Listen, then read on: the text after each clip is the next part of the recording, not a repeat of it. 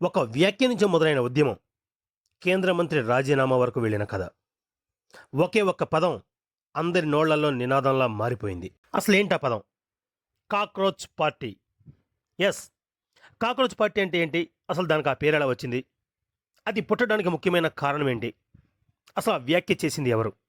అసలు దాని ముందు వెనక ఏం జరిగింది? ఒక సోషల్ మీడియా ఉద్యమం ఇంత తక్కువ సమయంలో కోట్లాది మందిని ఎలా ఆకర్షించింది? ఢిల్లీలో 37 రోజుల ఆందోళన తర్వాత కేంద్ర విద్యాశాఖ మంత్రి ధర్మేంద్ర ప్రధాన్ రాజీనామా చేయడం వెనుక కాక్రోచ్ పార్టీ పాత్ర ఎంత? ఇక ముందు కాంగ్రెస్ పార్టీ నిజమైన రాజకీయ శక్తిగా మారబోతుందా? వచ్చే ఎన్నికల్లో ప్రభావం చూపించబోతుందా? ఎస్, ఇప్పుడు భారతదేశ రాజకీయాల్లో సరికొత్తగా సోషల్ మీడియాలోనూ యువతలోనూ విపరీతంగా చర్చకు వచ్చింది కాక్రోచ్ పార్టీ. సంక్షిప్తంగా చెప్పాలంటే సిజేపీ. కానీ ఇది మొదటి నుంచి ఒక సాధారణ రాజకీయ పార్టీ కాదు, ఒక వివాదాస్పద వ్యాఖ్య. ఆ వ్యాఖ్య మీద సోషల్ మీడియాలో వచ్చిన స్పందన, అక్కడి నుంచి ఒక వ్యంగ్య ఆలోచన, ఆ ఆలోచన క్రమంగా ఒక భారీ యువజన ఉద్యమంలా మారిపోయింది. 2026 మే 16న రాజకీయ కమ్యూనికేషన్ వ్యూహకర్త అయిన అభిజిత్ దీప్కే ఈ ఉద్యమాన్ని ప్రారంభించాడు. కాక్రోచ్ అనే పదాన్ని అవమానంగా కాకుండా అదే పదాన్ని తమ గుర్తింపుగా మార్చుకోవడం ఈ ఉద్యమంలోని అత్యంత ఆసక్తికరమైన అంశం.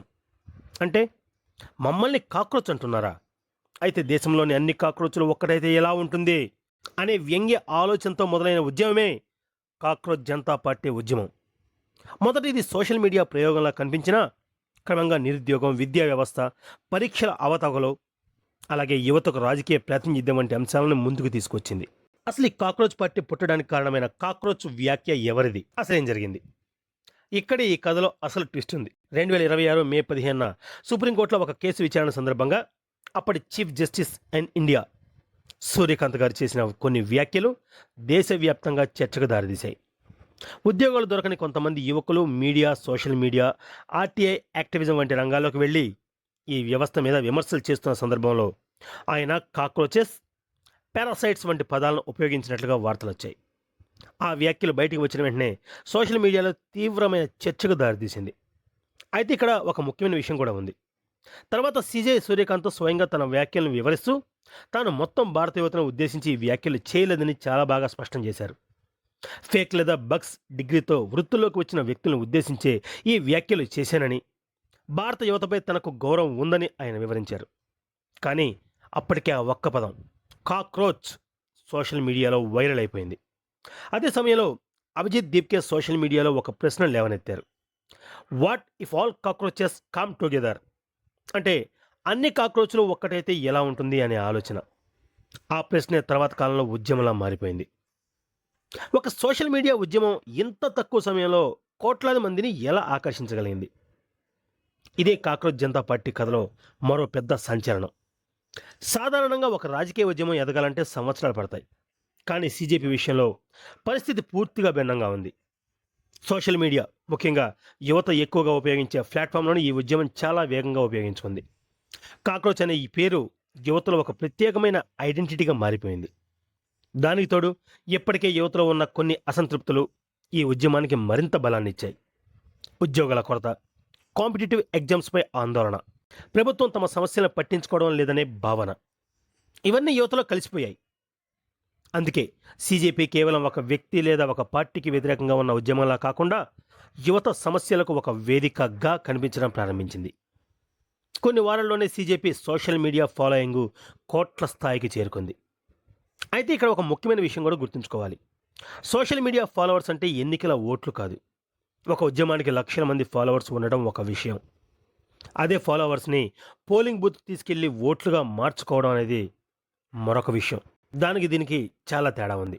సీజేపీ భవిష్యత్తులో ఎదుర్కోపోయే అతిపెద్ద పరీక్ష ఈ యూత్ అందరినీ ఓటు బ్యాంక్గా మార్చుకోవడం. ఇకపోతే ఢిల్లీలో 37 రోజుల ఆందోళన తర్వాత కేంద్ర విద్యాశాఖ మంత్రి ధర్మేంద్ర ప్రధాన్ రాజీనామా చేయడం వెనుక ఈ కాక్రోచ్ పార్టీ పాత్ర ఎంత? ఇక్కడి నుంచే కాక్రోచ్ పార్టీ సోషల్ మీడియా నుంచి రోడ్డు మీదకి వచ్చింది. విద్యార్థుల సమస్యలు, పరీక్షల అవతకులు, నీట్ వివాదాలు, ఎడ్యుకేషన్ మినిస్ట్రీ అకౌంటబిలిటీ వంటి అంశాల మీద సీజేపీ నిరసన ప్రారంభించింది. ఢిల్లీలోని జంతర్ మందర్ ఈ ఉద్యమానికి ప్రధాన కేంద్రంగా మారిపోయింది. అదే సమయంలో సోనం వాంగ్చుంగ్ నిరాహార దీక్ష కూడా ఉద్యమానికి మరింత జాతీయ స్థాయి దృష్టిని తీసుకొచ్చింది. తర్వాత సీజేపీ ఆధ్వర్యంలో పార్లమెంట్ వైపు మార్చ్ చేయడానికి ప్రయత్నం జరిగింది. కానీ అదే సమయంలో పోలీసులు ప్రొటెస్టర్స్ మధ్య ఘర్షణలు జరిగాయి. సుమారు 180 మంది గాయపడ్డారని అధికారిక వర్గాల ఆధారంగా వార్తలు వచ్చాయి. వారిని ప్రొటెస్టర్తో పాటు పోలీస్ పర్సనల్స్ కూడా ఉన్నారు. సుమారు 70 మంది ప్రొటెస్టర్స్ని పోలీసులు అదుపులోకి తీసుకున్నట్లుగా నివేదికలు కూడా పేర్కొన్నాయి. ఈ పరిణామాల తర్వాత కేంద్ర ప్రభుత్వం మీద రాజకీయ ఒత్తిడి విపరీతంగా పెరిగింది. సీజేపీ యొక్క ప్రధాన డిమాండ్లో ఒకటి కేంద్ర విద్యాశాఖ మంత్రి ధర్మేంద్ర ప్రధాన్ రాజీనామా చేయాలి.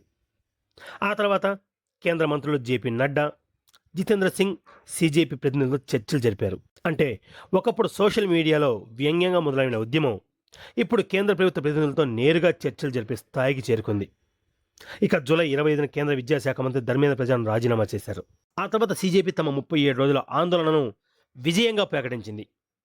అయితే ఇక్కడ ఒక విషయం చాలా స్పష్టంగా చెప్పాలి. ధర్మేంద్ర ప్రధాన్ రాజీనామా పూర్తిగా సీజేపీ వల్లే జరిగింది అని అధికారికంగా నిర్ధారించలేం. నీట్ పరీక్షల వివాదాలు, విద్యార్థుల ఆందోళనలు, సోనం వాంగ్చుంగ్ నిరాహార దీక్ష, ప్రతిపక్షాల ఒత్తిడి, ప్రజల్లో పెరిగిన అసంతృప్తి ఇవన్నీ కలిసి రాజకీయ ఒత్తిడిని పెంచాయి. అందులో సీజేపీ కూడా ఒక కీలకమైన ప్రెజర్ ఫోర్స్గా పనిచేసిందని చెప్పడం సరైన విశ్లేషణ. ముందు ముందు కాక్రోచ్ పార్టీ నిజమైన రాజకీయ శక్తిగా మారబోతుందా? వచ్చే ఎన్నికల్లో ప్రభావం చూపబోతుందా? ఇదే ఇప్పుడు అందరి ముందున్న $1,000 ప్రశ్న.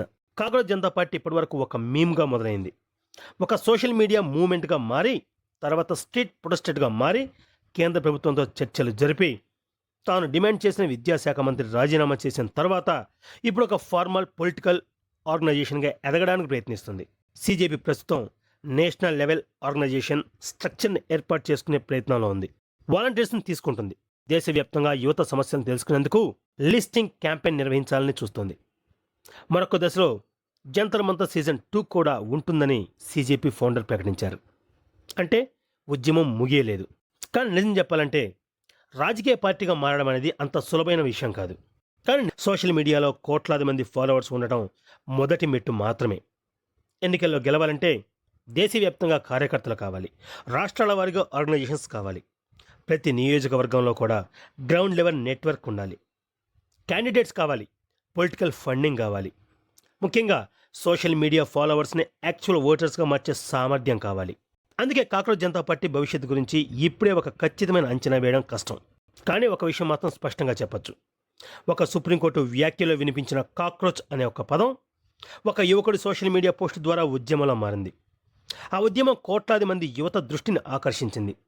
ఢిల్లీలో నిరసన చేసింది, కేంద్ర ప్రభుత్వంతో చర్చలు జరిపింది. చివరకు కేంద్ర విద్యాశాఖ మంత్రి ధర్మేంద్ర ప్రధాన్ రాజీనామా చేసిన సమయంలో తమ పోరాటం విజయం అని కూడా ప్రకటించింది. ఇప్పుడే అసలు పరీక్ష మొదలైంది. కాక్రోచ్ పార్టీ ఒక 37 రోజుల ఉద్యమంగా మిగిలిపోతుందా, లేక భారత రాజకీయాల్లో కొత్త జన్-జీ రాజకీయ శక్తిగా ఎదగబోతుందా? సోషల్ మీడియా యొక్క ప్రభావం నిజమైన ఓటు బ్యాంక్గా మారుతుందా? వచ్చే ఎన్నికల్లో కాక్రోచ్ జనతా పార్టీ తన ప్రభావాన్ని చూపగలుగుతుందా, లేదా ఇది కూడా ఒక వైరల్ మూమెంట్గానే వచ్చి కనిపించకుండా కనుమరుగైపోతుందా? దీనికి సమాధానం రాబోయే రోజుల్లో మనం చూడాలి. Thank you friends. ఈ వీడియో నచ్చినట్లయితే లైక్ చేయండి, షేర్ చేయండి, నా ఛానల్ సబ్స్క్రైబ్